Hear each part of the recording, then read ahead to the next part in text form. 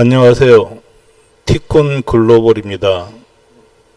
정부 부채하고 가계부채를 합쳐서 빚이 3,000조를 넘었다고 해요. 와, 이 3,000조 진짜 끔찍한 숫자잖아요. 1, 10, 100, 1000만, 10만, 100만, 1000만, 억, 10억, 100억, 1000억, 조, 10조, 100조, 1000조. 1, 10, 100, 1000만, 10만, 100만, 1000만, 억, 10억, 100억, 1000억, 조, 10조, 100조, 1000조. 와, 이 숫자예요, 이 숫자. 이거 진짜 나라 망할 것 같다는 기사도 나올 정도잖아요. 이러다가 나라 망하는 거 아니야?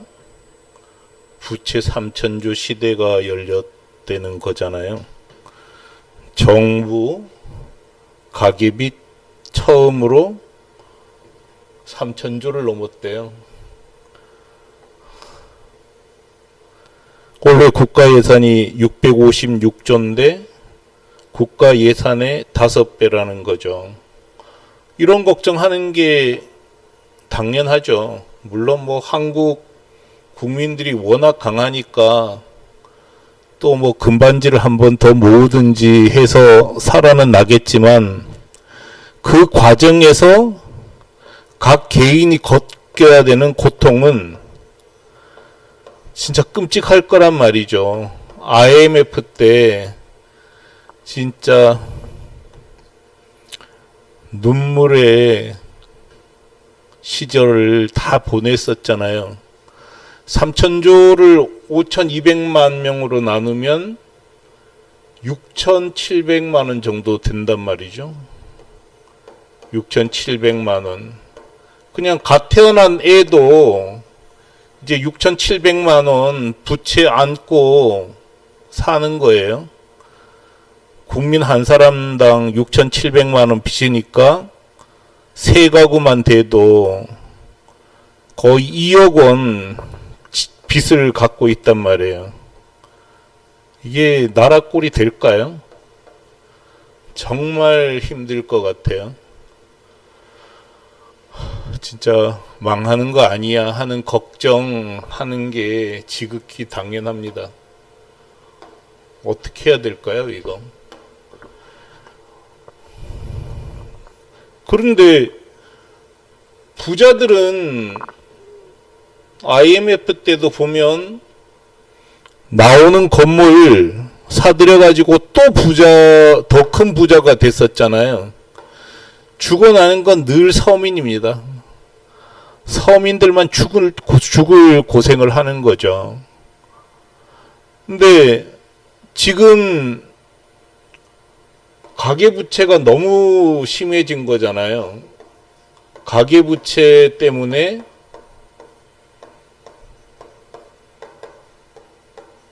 소비를 안 하잖아요. 사질 않는 거고, 소비가 위축이 된 거고, 소비가 위축되니까 당연히 세금이 안 거치는 거죠.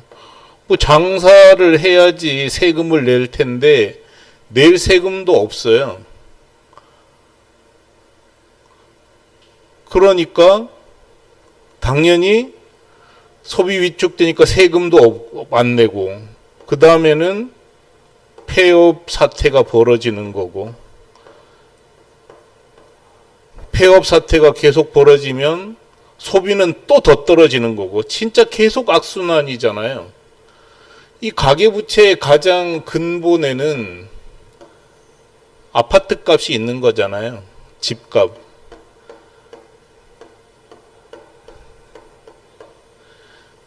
집값이 천정부지로 뛴 상태에서 고금리가 온 거고, 근데 저는 전문가는 아닙니다만 상식에 비춰서 생각하면 지금 이 집값은 절대로 이때 전 고점, 이전 최고 고점까지 갈 방법은 전혀 없잖아요. 집값은 어쨌든 떨어지게 돼 있다고 생각이 들어요. 뭐 인구가 줄어들고 있는 판에 인구는 줄어들고 금리도 떨어지지 않는데 누가 새로 집을 사냔 말이죠. 그럼 전고점을 절대로 못 가니까 이때 상투 잡은 사람들, 그냥 막판에 제일 비쌀 때 집 산 사람들은 혹시나 하고 팔지도 못하잖아요. 그 집 못 팔면 또 이자 물어야 되는 거고 정말 난처한 상황에 빠진 거죠. 그러니까 이 가계부채 문제는 제가 봤을 때는 해결할 수가 없습니다. 뭐 현 정권뿐 아니라 다음 정권도 이거 해결하려면 진짜 정권 내놔야 된다고요. 가계부채를 해결할 방법이 전혀 없는데 내가 책임을 지고 뭐 정권 놓치는 한이 있더라도 나라를 살리겠다는 마음을 먹으면 해볼 수 있겠지만 이 가계부채 정리를 하려다 보면 무조건 집값을 떨어뜨려야 되거든요. 근데 집값 떨어뜨리면 사람들, 집 가진 사람들 다 싫어하잖아요. 그러니까 집값도 떨어뜨리지도 못하고 지금 현 정부는 어거지로 집값 떠받치고 있는 거잖아요. 그나마 떨어지고 있던 집값 떠받치느라고 신생아 대출 해줬죠.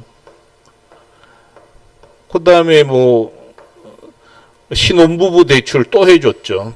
집 사라고. 그 다음에 50년 주담보 대출 50년 동안 갚아라. 보금자리 대출 또 해줬죠.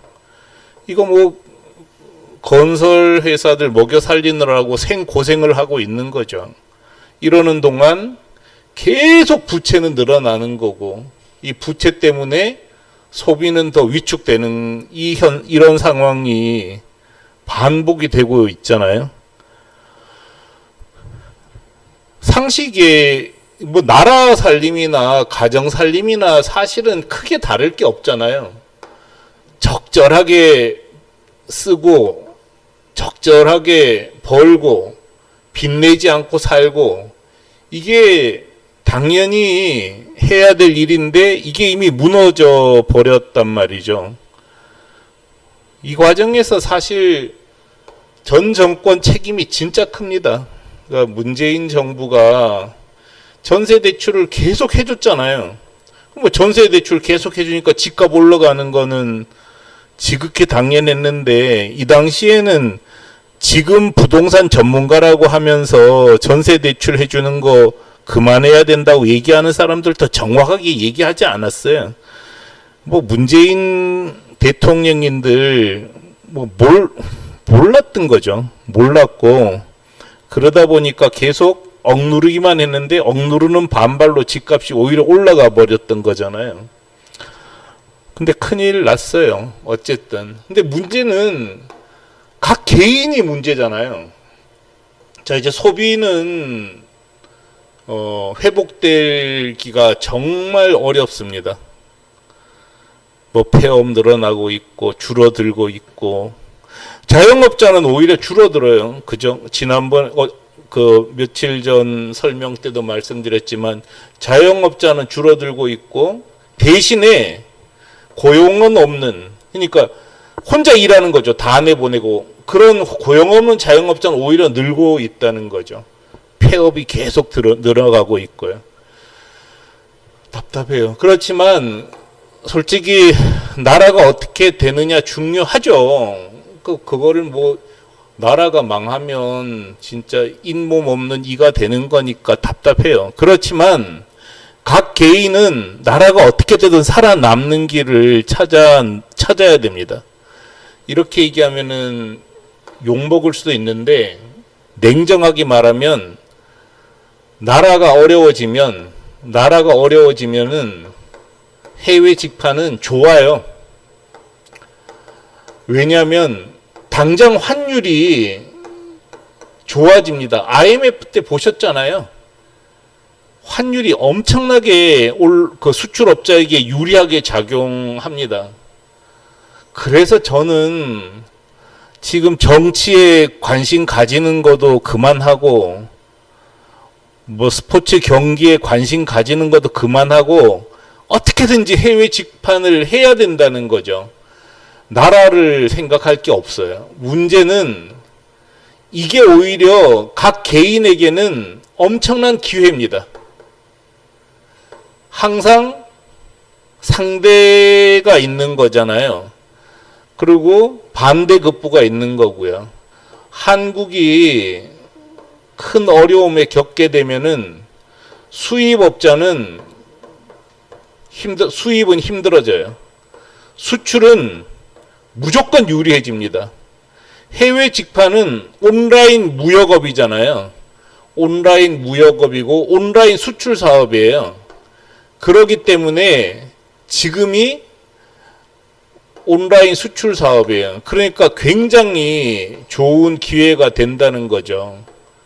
그래서 진짜 지금이 해외 직판을 꼭 해야 될 때다. 경기 좋을 때도 해야 되지만 경기가 안 좋을 때는 오히려 더 적극적으로 해야 되는 게 해외 직판입니다. 근데 지금 문제는 소상공인들이 너무 기력이 다 빠졌잖아요. 코로나 겪고 뭐 돈이 없으니까 하지를 못하는 건데 다음 시간에 제가 어떻게 창업 자금을 만들 거냐 하는 거 다시 한번 설명을 좀 드리고 싶어요.